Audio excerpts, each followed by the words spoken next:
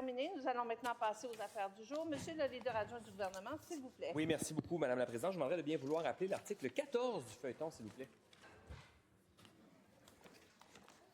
À l'article 14 du feuilleton, l'Assemblée prend en considération le rapport de la Commission de la Culture et de l'Éducation sur le projet de loi numéro 109, loi affirmant la souveraineté culturelle du Québec et édictant la loi sur la découvrabilité des contenus culturels francophones dans l'environnement numérique. Y a-t-il des interventions? Oui, il y a des interventions sûrement. Donc, je donne la parole à Monsieur le ministre de la Culture. Merci beaucoup, Madame la Présidente. Dans les années 1970, déjà, Robert Bourassa rappelait que le Québec était la seule démocratie francophone des Amériques. Encore aujourd'hui, nous demeurons la seule société de ce continent où les francophones élisent et défendent leur propre gouvernement. À ce titre, le gouvernement du Québec n'est pas seulement un gouvernement provincial, c'est un gouvernement national. Il est le gouvernement de la nation québécoise. Je me permets de citer M. Bourassa qui disait « C'est là le fondement de ma politique de souveraineté culturelle pour le Québec.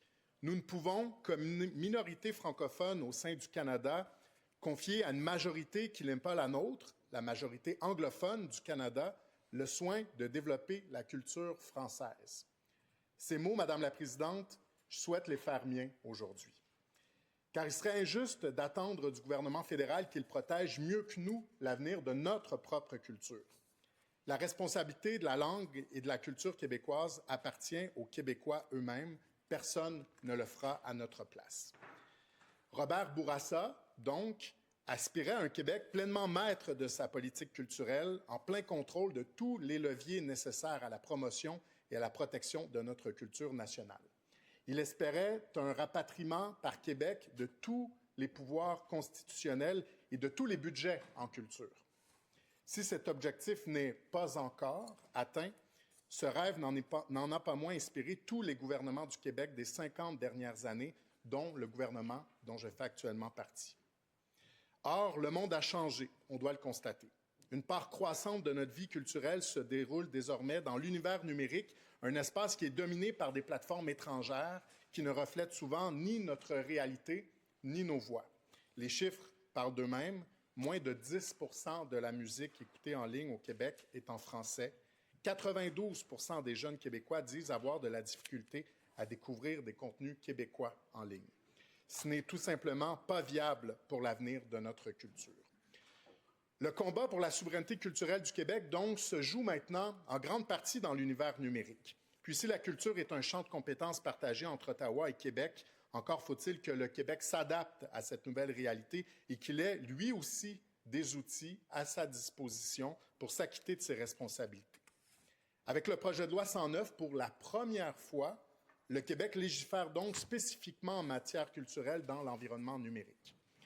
Nous venons, par ce projet de loi, asseoir notre compétence constitutionnelle en affirmant haut et fort que la culture dans l'univers numérique, ça reste de la culture et qu'à ce titre-là, Québec aussi a un rôle à jouer dans le dossier.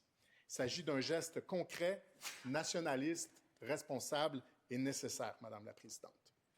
D'abord, le projet de loi inscrit dans la Charte des droits et libertés de la personne un nouveau droit, le droit à la découvrabilité des contenus culturels d'expression originale de langue française. Créer un droit dans la Charte n'est jamais anodin. C'est affirmer que la culture en français au Québec constitue un bien fondamental que nous devons protéger. Ensuite, le projet de loi édicte la loi sur la découvrabilité des contenus culturels francophones dans l'environnement numérique. Cette loi permettra notamment d'exiger des fabricants de téléviseurs et d'enceintes connectées qu'ils offrent et mettent en valeur les plateformes d'ici, d'établir des exigences envers les grandes plateformes internationales afin qu'elles mettent davantage de contenus originaux de langue française de l'avant, d'assurer un suivi continu grâce à un rapport du ministre de la Culture et des Communications à tous les 3 ans. L'objectif est simple, Madame la Présidente, que lorsqu'un Québécois ouvre Netflix, Spotify ou n'importe quelle autre plateforme, il y retrouve, comme en entrant dans une librairie, les œuvres, les auteurs, les musiciens et les artistes d'ici. Notre approche est proportionnée, souple et évolutive. Elle respecte les modèles d'affaires des entreprises tout en exigeant par ailleurs des résultats concrets et elle nous permet d'aller plus loin si nos objectifs collectifs ne sont pas atteints. Madame la Présidente, on ne le dira jamais assez, l'avenir de notre culture, et avec elle, l'avenir de notre langue, dépend avant toute chose de la volonté des Québécois eux-mêmes à la transmettre. Permettez-moi de citer la lettre ouverte signée cette semaine par 5 anciens ministres de la Culture et des Communications du Québec, Louise Baudouin, Lisa Frula, Christine Saint-Pierre, Makakoto et Hélène David, qui appellent l'Assemblée nationale à adopter à l'unanimité ce projet de loi. Ils y écrivent « Un peuple qui n'a pas accès à ses histoires, à ses images, à sa musique et à ses artistes est un peuple dont la mémoire s'effrite et dont l'avenir s'efface. » En tant que ministre de la Culture et des Communications, je refuse catégoriquement ce scénario. Surtout que nous avons les moyens d'agir pour changer le cours des choses. Le rapport « La souveraineté culturelle du Québec à l'ère du numérique » nous l'a d'ailleurs bien démontré. Laissez-moi donc remercier ses auteurs, Louise Baudouin, Véronique Guévremont, Patrick Taillon et Clément Duhem. Leur travail rigoureux et visionnaire a jeté les bases de ce projet de loi et a permis d'en structurer l'ambition. Permettez-moi aussi de souligner le travail de mon équipe qui est avec nous aujourd'hui dans les tribunes.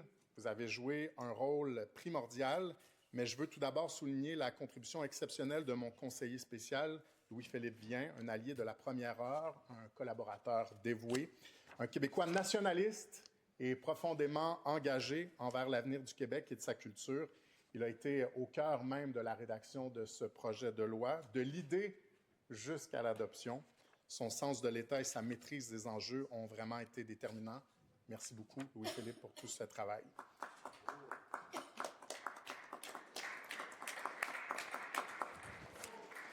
Je tiens également à remercier le ministère de la Culture et des Communications pour son professionnalisme, son travail acharné, mais surtout, j'ai envie de dire, Madame la Présidente, pour sa confiance. Parce que quand je suis arrivé en poste et que je leur ai annoncé mon intention de légiférer dans ce domaine, un domaine, je le rappelle, où le Québec n'avait jamais légiféré jusqu'à aujourd'hui, ils ont tout de suite embarqué dans l'aventure, ils se sont relevés les manches et ont effectué un travail exceptionnel.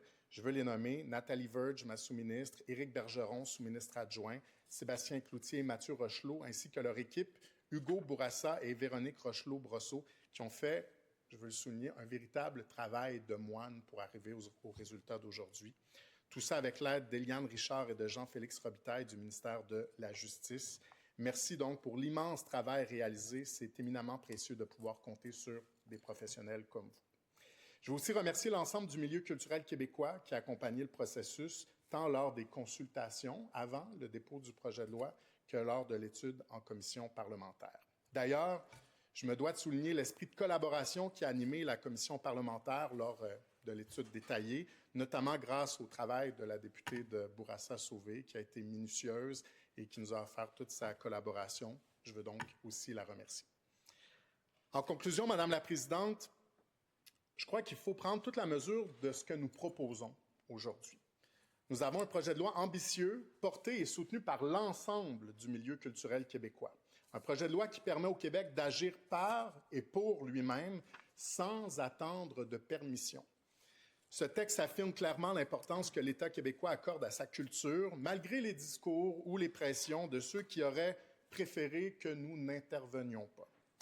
5 anciens ministres de la Culture et des Communications du Québec, tous issus de formations politiques différentes de la mienne, ont publiquement invité cette Assemblée à adopter le projet de loi à l'unanimité. C'est parce que c'est au nom de l'intérêt de la nation québécoise. Je ne peux donc que joindre ma voix à la leur parce que lorsqu'il est question de la souveraineté culturelle du Québec, il n'y a plus de ligne de parti, il n'y a que le Québec. Et je suis profondément heureux que depuis des décennies, notre nation puisse compter sur cet esprit d'unité, une chance que bien peu de nations dans le monde possèdent. Aujourd'hui, nous sommes donc appelés à affirmer clairement que l'univers numérique ne doit pas devenir un espace où la culture québécoise s'efface, mais plutôt un espace où elle rayonne pleinement et fièrement. Nous avons les moyens d'agir, nous avons la responsabilité d'agir, et nous avons surtout l'occasion historique de le faire. Le projet de loi 109 permettra à nos artistes, à nos créateurs, à nos films, à nos séries, à notre musique, nos balados et nos livres audio d'occuper toute la place qui leur revient dans l'espace numérique. Il contribuera de façon concrète à assurer l'avenir de la langue française au Québec. J'invite donc mes collègues à se joindre à moi pour l'adopter. Merci beaucoup, Madame la Présidente.